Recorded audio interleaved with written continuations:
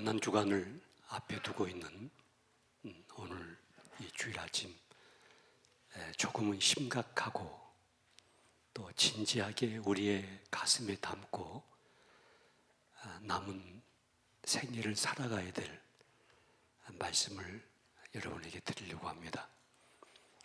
또 이 말씀은 여러분 한 분 한 분들이 지금 걸어가고 있는 이 신앙의 길에 큰 격려가 되기를 바랍니다.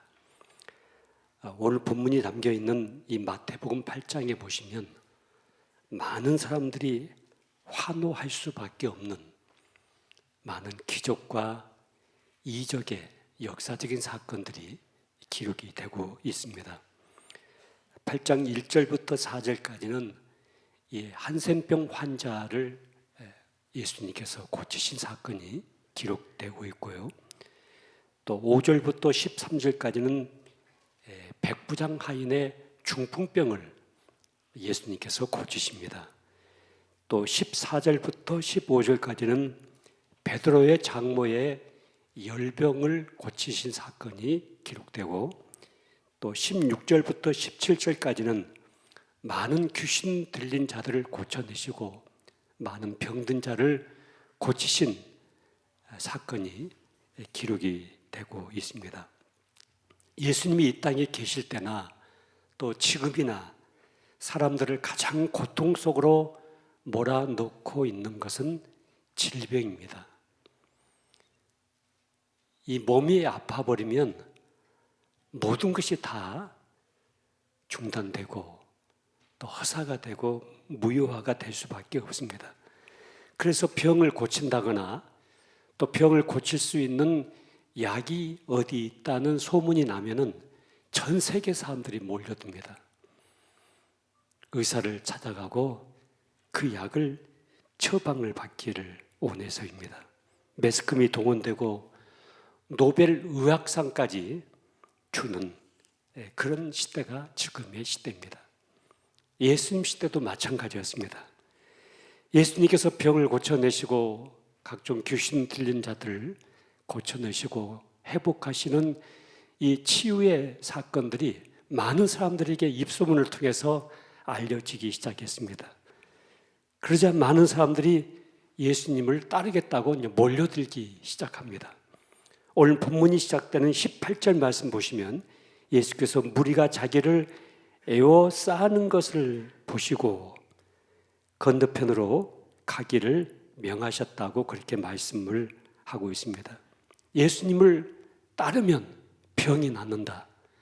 예수님을 따르면 만사가 형통해진다. 예수님을 따르면 화폐가 생긴다. 예수님을 따르게 되면은 장사도 잘 될 것이고 내가 원하는 대학도 잘 갈 것이고 원하는 직장의 취업도 잘 될 것이고 예수님을 따르면 출세를 할 것이다. 그래서 교회를 나오고 또 예수를 믿고 예배를 드리는 자들이 있을 수 있습니다. 그런 분들이 교회 안에 자리를 잡고 있을 수 있습니다. 내가 이번에 기도를 했는데 한여름인데도 불구하고 밍크코트가 한 벌 응답을 받았다. 이렇게 이야기하는 분들도 계시고요. 내가 기도하고 땅을 조금 샀더니 50배가 뛰어서 대박이 났다. 기도했더니 그렇다. 그런 식으로 신앙을 몰고 가는 것은 기독교의 본질이 아니다는 사실들을 여러분이 이 시간 확인하셔야 됩니다. 오늘 본문 19절 말씀 보시면 그때가 무리가 모여들고 너도 나도 주님을 따르겠다고 혈서를 쓰고 예수님 앞에 당당히 나서는 과정 속에 한 서기관이 예수님 앞에서 이런 고백을 합니다. 선생님이요, 어디로 가시든지 저는 선생님을 따르겠습니다. 제가 예수 믿고 신앙하고 예수님을 섬기고 예배하고 교회 나가고 제 신앙을 끝까지 주님을 따르는 일로 섬기겠습니다. 그렇게 예수님께 말씀을 드리자 예수님께서 뭐라고 반응을 하시냐면 고맙다. 잘 생각했다. 너는 의리도 있고 사람 됨됨이도 괜찮게 돼 있다. 너는 은혜를 좀 알고 있다. 이렇게 말씀하시는 것이 아니라 여우도 굴이 있고 공중의 새도 거처가 있을 때 인자는 머리 둘 곳이 없다고 답변하십니다. 이 서기관이 주님을 따르는데 바라보는 이 목적하고 예수님께서 주님을 따르는 사람들에게 반드시 일어날 수밖에 없는 그 사실을 말씀하고 정면 충돌을 하게 됩니다. 네가 나를 따르겠다고, 네가 나를 믿겠다고, 네가 신앙을 하겠다고 하는데 네가 생각하고 기대하는 것처럼 나를 따른다는 것은 세상적인 차원에서의 보상만은 절대 아니다는 사실을 예수님은 각인시켜주고 있습니다. 물질적이고 현실적인 보상을 생각하고 나를 따른다고 하는데 그것은 잘못 생각하고 있는 것이다. 나를 잘못 보고 있는 것이다. 그것은 본질이 아니다. 그것은 굉장히 지엽적인 사건으로 예수님은 말씀하십니다. 누가복음 14장에 가보시면 좀 더 이해하기 좋은 상황을 예수님께서 말씀하십니다. 누가복음 14장 25절부터 27절까지 보시면 허다한 무리가 함께 갈새 예수께서 돌이키사 이르시되 무릇 내게 오는 자가 자기 부모와 처자와 형제와 자매와 및 자기 목숨까지 미워하지 아니하면 능히 나의 제자가 되지 못하고 누구든지 자기 십자가를 지고 나를 쫓지 않는 자도 능히 나의 제자가 되지 못한다고 말씀하십니다. 여기 부모, 형제, 자매까지 미워하라는 것은 예수를 믿고 따른다고 하는 것이 비인륜적이거나 윤리와 도덕을 거스르는 그런 내용을 설명하고 있는 것은 아닙니다. 이 세상의 인륜, 도덕, 윤리 이 모든 것은 사실 자기중심적이고 자기를 치장하는 하나의 방법입니다. 동양의 윤리가 사실 다 자신의 우월감을 드러내고 증명하는 데 목적이 있습니다. 그러나 기독교는 내가 아니라 나의 의라든가 나의 도덕성이라든가 나의 윤리성이라든가 나의 잘남을 드러내는데 삶의 목표가 있는 것이 아니라 나를 통해서 내 이웃을 살려내는데 누군가를 일으키는데 누군가를 새롭게 회복시키는데 중요한 목표점을 두고 있습니다. 그래서 내 이웃을 내 몸과 같이 사랑하라고 하는 이 대강령을 우리에게 주고 계십니다. 이웃 한 사람 한 사람을 살려내는 것이 바로 내가 사는 것이라고 말씀을 하고 계십니다. 그래서 기독교를 드러내는 중요한 단어 중에 이 십자가, 희생, 헌신 이런 단어들이 등장하게 됩니다. 예수님이 이 땅에 오신 목적, 예수님이 이 땅에 오실 수밖에 없었던 그 이유를 정확하게 설명하고 있는 성경 구절 한 구절이 있습니다. 마태복음 20장 28절 말씀입니다. 인자가 온 것은 섬김을 받으려 함이 아니라 도리어 섬기려 하고 자기 목숨을 많은 사람의 대속물로 주려 함이라고 말씀합니다.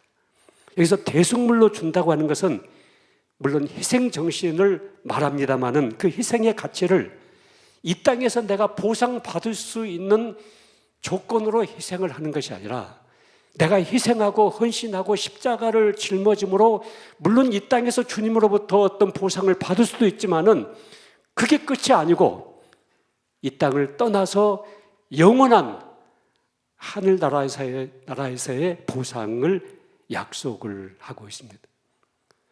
여러분, 사람이 어떤 목표를 딱 정한다 할 때 그 목표가 그 사람의 인생을 만들어가게 됩니다. 우리가 신앙생활하는 목표가 눈에 보이는 이 세상에서의 보상만을 생각하고 있다고 한다면 내가 이렇게 기도하고 이렇게 헌신하고 이렇게 헌금하고 이렇게 교회 생활을 했기 때문에 이렇게 예배를 드렸기 때문에 나에게 이렇게 하나님께서 해 주셔야 된다고 하는 데만 목표를 두고 있다고 한다면 우리의 신앙은 아주 인본주의적인 신앙으로 흘러갈 수밖에 없고 전혀 예수님께서 의도하시지 않는 방향으로 우리의 신앙생활이 갈 수밖에 없습니다. 잃어버린 이스라엘 백성들을 위하여 예수님은 오셨지만은 그들을 위하여 일하러 오신 예수님을 잡아 죽이는 동네가 바로 예수님 동네입니다. 내가 주님이 원하시고 주님이 기뻐하시는 그 길을 가고 있지만은 세상은 나를 알아주지 않습니다. 나를 인정해 주지 않습니다. 그리고 내가 의롭게 살아가고 있는 이 생명의 좁은 길을 가고 있는 이 삶을 비웃고 조롱하고 핍박하기 시작합니다. 예수님이 이 땅에 오신 목적은 우리를 구원하기 위해 오셨습니다. 구원하기 위해서 오셔서 예수님은 오해를 받기도 하고 조롱을 받기도 하고 핍박을 받기도 하고 마지막 십자가에 매달려 죽기까지 예수님은 그 과정을 걸어가고 계십니다. 여러분이 주님을 따른다, 내가 주님을 믿는다, 내가 교회를 나온다, 내가 예배자로 서 있다, 이 말이 무슨 의미를 가지고 있는지, 무슨 목적을 담고 있는지를 여러분이 분명하게 결정하셔야 됩니다. 우리가 효도를 하든지 착하게 살든지 또 윤리와 도덕적으로 삶을 살아갈 때 반드시 이 세상에서 보상을 받습니다. 보상이 옵니다. 저도 부모님을 마지막까지 모시고 있었더니 부모님이 살고 계셨던 집을 저에게 등기이전을 해주시더라고요. 저에게 상속을 해주시더라고요. 여러분, 부모님을 잘 섬기고 내가 이 세상의 윤리와 도덕을 잘 지키게 되면은 반드시 이 세상에서 우리가 보상을 받습니다. 그런데 우리가 예수님을 따르면서 살아갔던 많은 삶은 이 세상에서 보상을 받지 못합니다. 저희 아버님, 어머님이 다 세상을 떠나셨습니다마는 저희 아버님이 80이 넘으셔서 84세에 세상을 떠나셨는데요. 80이 넘으셨고 우리 어머님도 이제 78세인가 되셨어요. 그런데 어느 날 어머님이 화가 나셔가지고 제가 어머님 집에 갔더니 어머님이 거실에 앉아가지고 막 한숨을 푹푹 쉬면서 나 지금이라도 헤어졌으면 좋겠다. 헤어져 버렸으면 좋겠다. 그때 아버님이 안방에 누워 계시더라고요. 어머님이 왜 그렇게 화가 나셨어요? 했더니 네 아버지가 날 몰라준단 말이다. 날 몰라준단 말이다. 복장 터진다, 복장. 그렇게 어머니에게 막 그렇게 한숨을 푹 쉬시는 거예요. 그래서 제가 어머님에게 어머니 20대 초반에 결혼하셔가지고 7남매 낳아서 키워내시고 지금 평생토록 아버님 섬겨오셨는데 조금만 더 섬겨드리세요. 아버님 이 땅에 오래 계시지 않습니다. 조금만 더 섬겨드리시고 이 아버님을 어머님에게 맡기신 이제 하나님 아버지 앞에 가서 마지막 보상을 받으세요. 마지막 평가를 받으세요. 하나님께서 면류관을 예비해 주셨을 것입니다. 어머님을 위해서 천국의 놀라운 축복들을 예비해 주셨을 것입니다. 조금만 더 섬겨드리세요. 그랬더니 저희 어머니가 그래야지, 내가 그래야지. 그런데 너무 화가 나서 그랬다. 그리고 나서 얼마 되지 않아서 이제 아버님이 세상을 떠나셨습니다. 여러분, 여러분들이 믿음으로 살고 신앙으로 살고 주님이 원하신 뜻대로 살았기 때문에 이 세상에서 잘 먹고 잘 사는 것으로 기독교의 복음을 여러분이 목적 삼고 있다고 한다면 그것은 굉장히 잘못된 신앙의 길을 가고 있는 것입니다. 우리는 많은 것을 이 땅에서 보상받지 못합니다. 또 이 땅에서 보상을 하나님께서 우리에게 약속하고 있지 않습니까? 물론 성경 속에는 예수 믿으면 복을 받고 또 복된 자녀가 되고 우리가 손을 대는 모든 일을 잘되게 하시는 그런 축복의 약속들이 있습니다만은 그것은 다 부수적인 것들입니다. 그러나 본질이라고 하는 것은 이 세상은 잠시 머물다 가는 세상이지만은 우리가 다시 돌아가야 될 영원한 세상, 그 영원한 세상에서 영생의 복을 받고 그 영원한 세상에서 아버지의 집에서 아버지의 자녀로서의 새로운 삶을 우리에게 약속하고 계십니다. 주님을 따르는 길은 한마디로 말하면 여러분 고달픈 길이 될 수가 있습니다. 여러분 십자가를 짊어지고 간다고 하는 것은 그렇게 유쾌한 일이 아닙니다. 그렇게 기분이 막 유쾌해지고 그냥 붕붕 뜨고 그런 게 아닙니다. 대박 나고 그런 게 아닙니다. 십자가를 짊어지고 가는 길은 고달픈 길이고 눈물이 있고 한숨이 있고 고난이 있고 역경이 있습니다. 만주벌판을 뛰어다니면서 독립운동을 했던 애국지사들, 유관순 열사를 비롯해서 수많은 애국지사들, 그들은 이 나라를 찾아내기 위해서, 다시 잃어버린 나라를 찾기 위해서 자기의 전 생애를 바쳤습니다. 그게 영광스러운 길이었습니다. 우리가 바라볼 때 그 애국 선열들이 없었다고 한다면 지금 어떻게 우리 대한민국이 존재할 수가 있겠습니까? 어떻게 우리 대한민국이 지금 이렇게 세계에서 인정받는 그런 코리아가 될 수가 있었겠습니까? 그러나 그 일을 주도했던 독립군들 한 사람 한 사람은 배고프고 춥고 목마르고 애롭고 힘든 삶들을 걸어갔던 것입니다. 그 보상을 지금 여러분과 내가 받고 있는 것입니다. 사랑하는 성도 여러분, 여러분이 주님을 따른다고 하는 그 믿음의 삶이 이 땅에서 보상을 받지 못하는 것 때문에 실족하지 마시길 바랍니다. 이 땅에서 다 인정받지 못한다는 것 때문에 시험 들지 마시길 바랍니다. 우리는 지금 그 길을 가고 있는 것입니다. 여호와는 나의 목자시니 왜 내게 이렇게 부족함이 많은가? 우리는 그렇게 한숨을 쉴 수가 있습니다. 이것 때문에 화가 나고, 이것 때문에 교회를 갈까 말까, 예배를 드릴까 말까, 주일을 성수할까 말까, 이런 갈등 속에 우리가 빠질 수가 있습니다. 세상의 모든 종교는 그 종교가 가지고 있는 어떤 초월적인 힘과 능력을 끌어당겨가지고 나의 소원을 성취시켜가는 것이 종교의 목적입니다. 모든 고등 종교부터 시작해서 무당과 주술까지 다 그 목적을 향해서 나가고 있습니다. 그런데 기독교만은 하나님이 우리의 수단이 아니고 하나님 그분이 우리의 목적입니다. 그 하나님을 알고 하나님을 만나고 하나님 마음을 이해하고 하나님을 기쁘게 해드리고 그 하나님 아버지의 집으로 들어가고 그 하나님이 우리의 목적입니다. 포도 농사를 지을 때 아무리 가지를 치장을 해도 온 가지가 죽어버리면은 그 모든 것이 무용지물이 되고 맙니다. 온 가지를 튼튼하게 잘 키워내야만이 붙어있는 가지의 열매가 주렁주렁 맺혀가는 것처럼 우리가 본질적인 주님을 따른다고 하는 이 본질을 놓쳐버리면은 우리의 신앙이 헛되고 헛된 숲으로 돌아갈 수밖에 없는 결과가 생길 수가 있습니다. 결혼하는 것도 마찬가지입니다.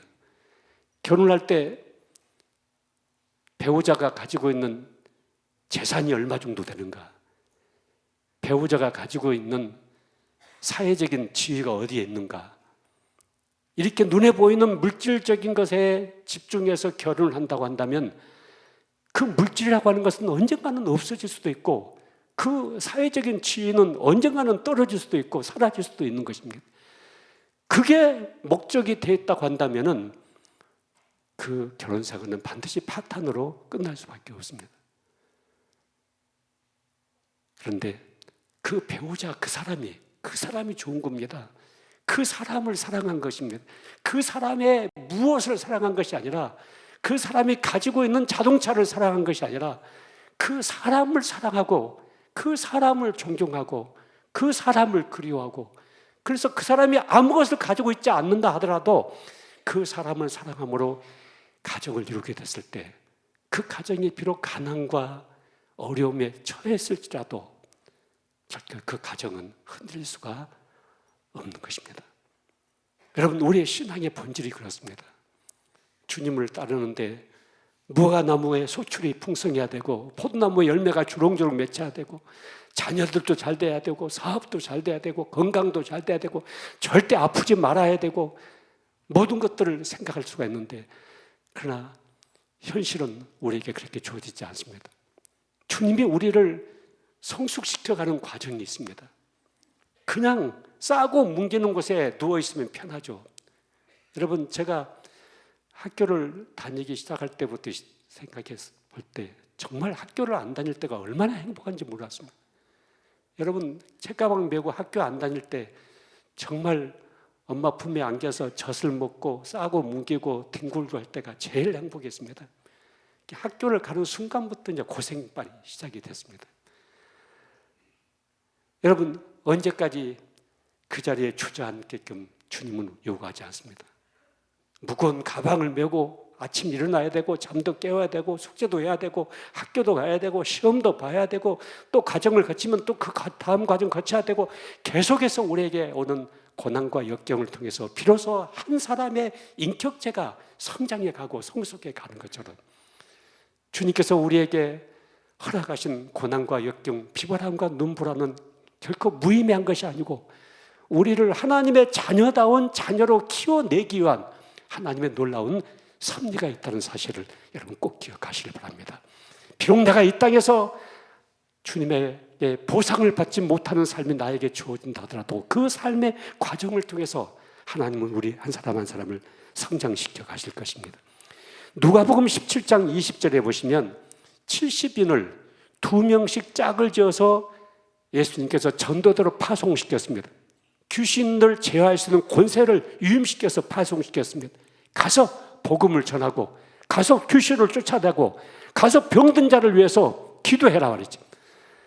이 제자들이 가는 곳마다 병든 자를 위해서 기도할 때 병이 났습니다. 귀신이 쫓겨났습니다. 기적과 이적이 일어났습니다. 그래서 이 70인이 돌아와서 예수님에게 보고를 했습니다. 주님, 주의 이름으로 귀신들도 우리에게 항복했습니다. 주의 이름으로 기도했을 때 병든 자가 병이 났습니다. 기적과 이적이 일어났습니다. 이것저것에서 정말 놀라운 사건들이 많이 일어났습니다. 그렇게 보고를 했더니 주님께서 뭐라고 말씀합니까?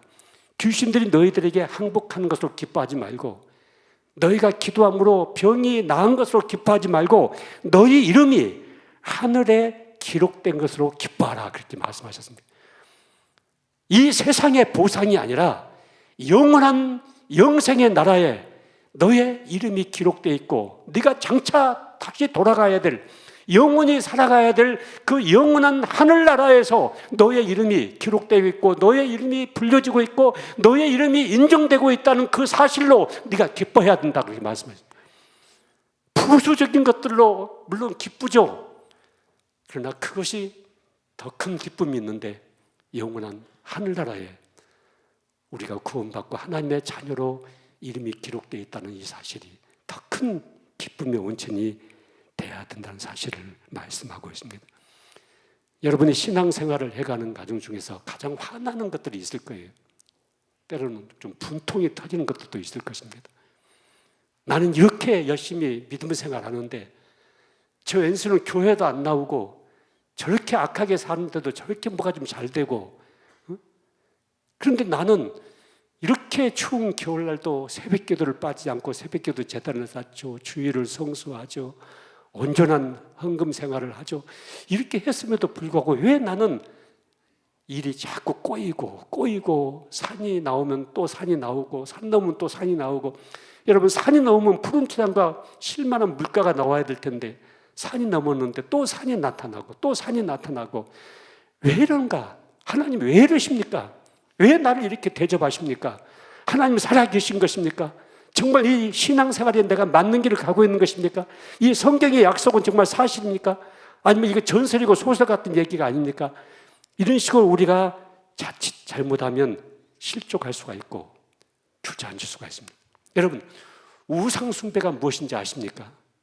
우상숭배라고 하는 것은 하나님을 향하는 사랑도 항복도 없이 우리가 원하는 것을 얻기 위해서 하나님을 동원하고 기도를 동원하고 성령님을 동원하고 예배를 동원하고 있는 것, 여러분, 이게 우상숭배입니다. 세상적인 것을 얻어내기 위해서 우리의 신앙생활을 하나의 조건으로 가지고 있는 것. 내가 이 정도 헌금했으니까 하나님 나에게 30배, 60배, 100배를 주셔야 되지 않습니까? 이런 식으로 헌금하는 것 그 자체가 이미 우상 숭배를 하는 잘못된 신앙에서 출발이 되고 있는 것입니다. 자, 오늘 본문 21절, 22절 말씀 보시면은 한 걸음 더 나가서 또 다른 문제로 우리를 인도해 가고 있습니다. 이 말씀을 잘못 오해하면 참 큰일 나는 말씀입니다. 자, 21절, 22절. 제자 중에 또 한 사람이 이르되 주여 내가 먼저 가서 내 아버지를 장사하게 허락하옵소서. 예수께서 이르시되 죽은 자들이 그들의 죽은 자들을 장사하게 하고 너는 나를 따르라 하시니라. 여러분, 이 말씀이 이 본문 문맥 그대로 알게 되면은 이 기독교가 아주 반인륜적이고 또 인간 부모와 자녀와의 관계를 파괴시키는 그런 종교가 아닌가 잘못 오해를 할 수가 있습니다. 이 말씀이 무슨 말씀이냐면 여기 죽은 자들이라고 하는 것은요, 성경에 보시면은 예수의 영이 없고 생명이 없는 자들을 죽은 자들로 그렇게 성경 도처도처에 표현을 하고 있습니다. 계시록에 보시면 사대교회에 보낸 편지에 네가 실상은 살아있다고 하나 내가 볼 때는 죽은 자다 그렇게 말씀합니다. 에베소서에 보시면 죄와 허물로 죽었다 그렇게 말씀합니다. 여러분, 예수를 믿지 않고 예수의 생명, 영원한 영생이 없는 사람들을 성경적인 관점에서 볼 때는 이미 죽은 자들입니다. 그들 다 죽은 자들입니다. 죽은 자들이 가지고 있는 가장 중요한 것은 감각이 없습니다, 여러분. 제가 시신을 많이 만져봤습니다. 그런데 특별히 이제 이 물속에 빠져가지고 죽은 그 아이들을 이렇게 건져놨을 때 이 팔과 다리가 딱 이렇게 굳어 있습니다. 이렇게 공처럼 딱 이렇게 굳어 있습니다. 심장마비로 거의 죽다 보니까 그렇게 되는가 봅니다. 그러면 장례를 치르기 위해서는요, 이 굳어 있는 손을 딱 펴놔야 됩니다. 그리고 발도 딱 굳어 있으면 발도 딱 펴놔야 됩니다. 근데 제가 시신을 반듯하게 펴는데 제가 전문가입니다, 여러분. 어떻게 하면 되냐면요, 손을 딱 붙잡고 인정사정 봐주지 않고 그냥 앞뒤로만 움직이시면 됩니다. 그럼 뼈가 부러지든 살점이 떨어져 나가는 상관이 없습니다. 우두둑 계속해서 반복해서 운동을 하게 되면 이 굳은 팔이 헐렁헐렁해서 딱 풀어집니다. 반드시 풀어지고, 다리도 이렇게 굳어져 있으면 다리도 붙잡고 그냥 씨름을 합니다. 계속해서 반복해서 운동을 하게 되면 다리도 헐렁헐렁 이렇게 딱 풀어지게 됩니다. 여러분, 죽은 자는 감각이 없습니다. 그러나 살아있는 자는 조그만 가시 하나 찔려도 고통을 당하고 아픔을 당하게 됩니다. 여러분, 예수 믿지 않고 영적으로 죽은 자들은 영적인 것에 대해서 감각이 없습니다. 오늘 주일날 교회에 오지 않았다고 해서 믿지 않는 불신자들이 가슴을 치면서 후회를 하고 한탄하고 있겠습니까? 내가 신앙의 길을 가지 않고 있는 것 때문에 지금 내 인생 망쳤다고 앉아서 주저앉아서 울고 있겠습니까? 예배에 대해서, 신앙에 대해서, 하나님의 은혜에 대해서, 말씀에 대해서, 주일에 대해서 감각이 있습니까? 전혀 감각이 없어요. 요즘 젊은 사람들이 주일이 무슨 날인지를 모르는 사람들도 많아요. 그러니까요. 저희 내적지구센터에 주일은 휴관입니다 그렇게 써서 붙여놨거든요. 그러니까 주일이 뭔지를 모르는 거예요. 그 옆에다가 주일 옆에다 가로치고 일요일 이렇게 또 표시를. 이 주일에 대한 감각이 없어요. 영적으로 죽어버린 자들은. 그런데 우리는 영적으로 살아있다 보니까 주일날 어떤 것보다 중요한 것은 주님 앞에 나와서 예배하는 거잖아요. 주일날 이 교회 와서 앉아있잖아요. 그리고 말씀 앞에서 우리가 은혜를 받고 말씀을 붙잡고 때로는 울기도 하고 때로는 기뻐하기도 하고 때로는 힘을 얻기도 하고 또 하나님이 주시는 성령의 능력과 은성 속에서 하나님의 음성을 듣기도 하고 하나님 앞에 나가게 되잖아요. 그리고 하나님이 나를 어떻게 보실까 하는 것에 대해서 우리가 계속해서 하나님의 눈치를 볼 수밖에 없잖아요. 이게 영적으로 살아있기 때문에 그래요. 그래서 오늘 이 자리에 사실 앉아 계신 모든 분들은 여러분 다 여러분 안에 예수 그리스도의 영원한 생명이 담겨져 있는 분들이에요. 영적인 감각이 있잖아요. 주일날 그 어떤 것보다도 여러분 주일날 우리를 유혹하는 것이 얼마나 많습니까?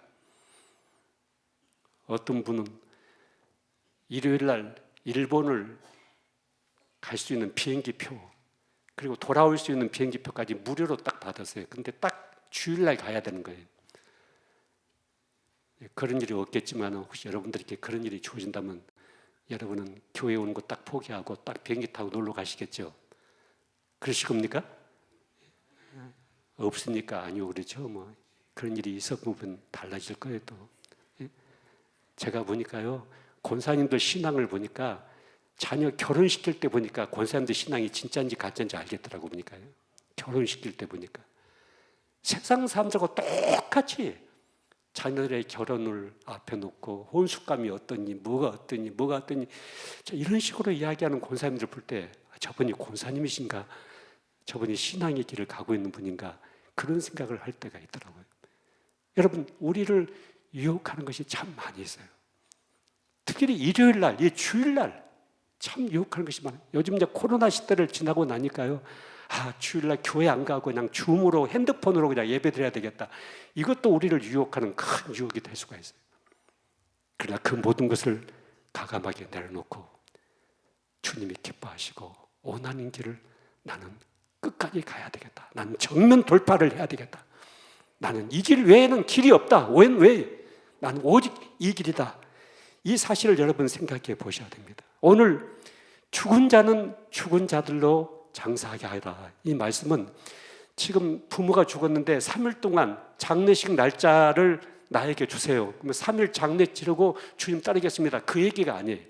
오늘 이 본문의 헬라어 원문에 보면은 이 부모가 좀 노후에 계셨어요.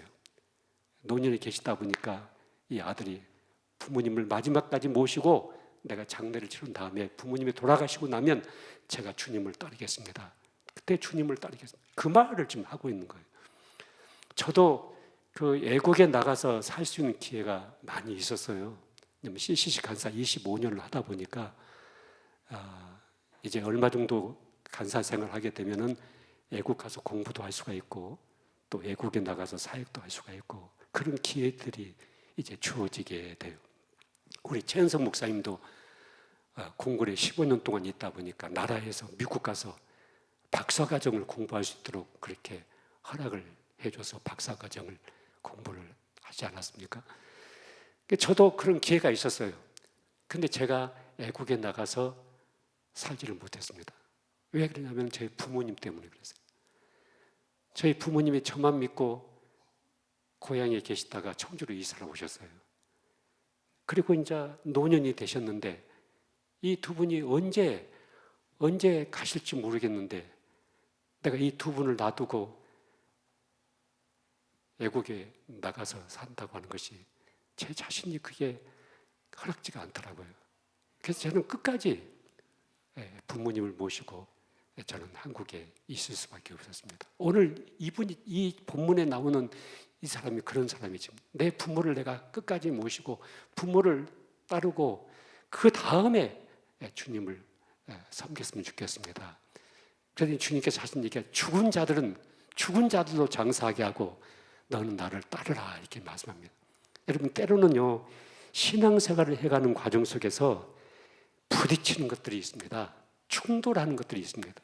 부모와 자식 관계, 자식과 부모 관계, 또 형제와 형제 관계도요 이 신앙의 관계로 인해서 굉장히 충돌하는 순간들이 우리에게 있을 수가 있습니다. 오늘 주님께서 우리에게 주시는 말씀을 여러분 꼭 마음속에 담아 두셔야 됩니다. 죽은 자들은 죽은 자들로 장사하게 하고 너는 나를 따르라. 세상적인 것에 휘둘리지 마라.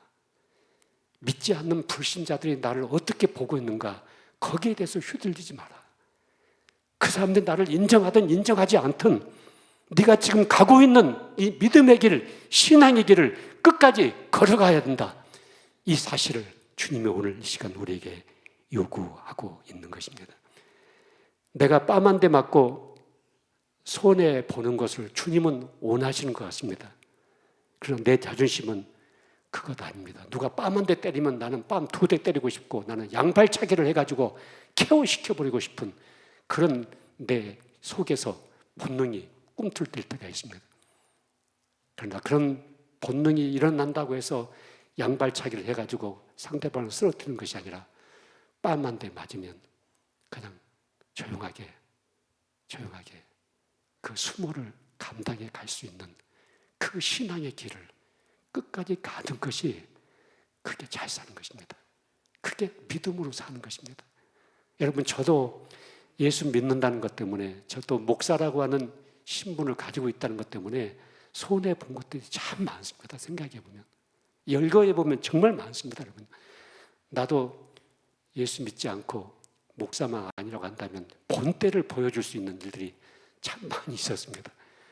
그냥 정말, 그러나 내가 믿음 안에 있고 신앙생활하고 있고 또 주님의 길을 가고 있기 때문에 때로는 수모도 당하고 오해도 받고 누군가에게 핍박도 당하고 누군가가 내 자존심도 짓밟고, 그러나 주님께서 이 모든 것을 알고 계시기 때문에 나는 이 좁은 길을 끝까지 가야 되겠다.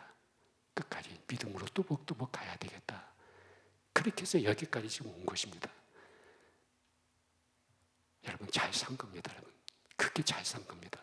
지금 여러분들이 가고 있는 이 신앙과 믿음의 길, 올 주일날 세상으로 흩어지지 아니하고 이 교회에서 예배되고 있는 이 신앙, 여러분 잘 살고 있는 것입니다.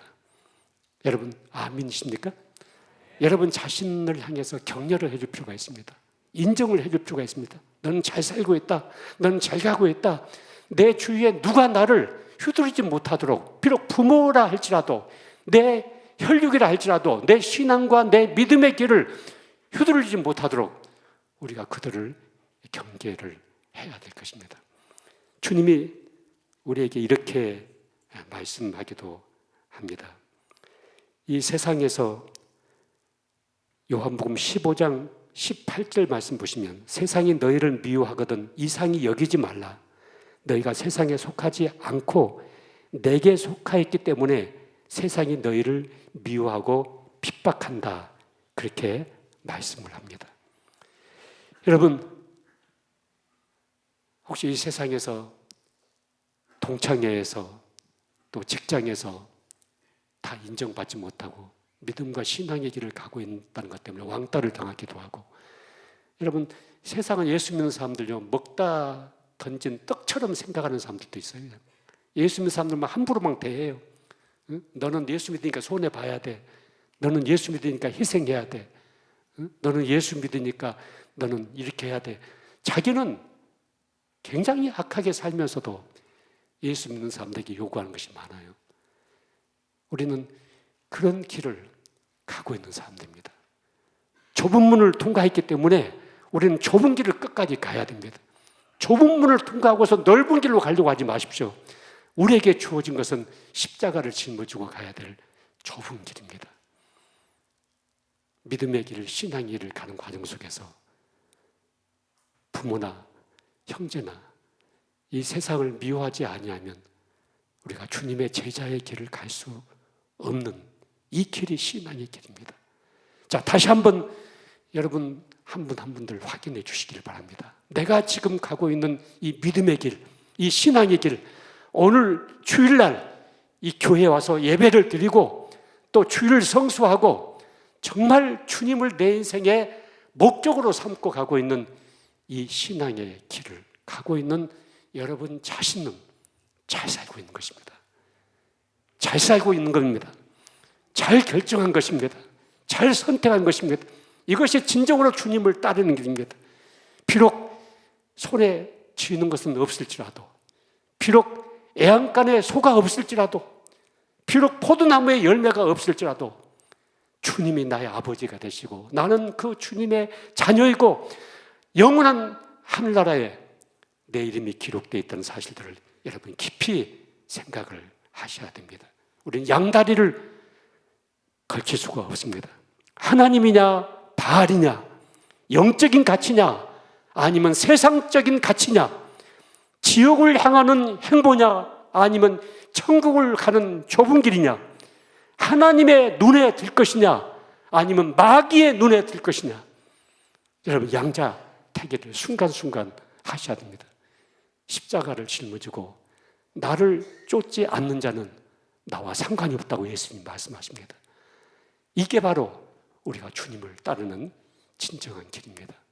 그 주님께서 물론 영원한 천국에서 우리에게 보상을 약속하고 계시지만은 이 땅에서도 때를 따라 필요에 의해서 주님의 원하시는 놀라운 계획과 섭리 속에서 주님의 때에 주님의 방법으로 이 세상적인 것도 우리에게 채워주실 것입니다. 반드시 우리에게 이루어 주실 것입니다.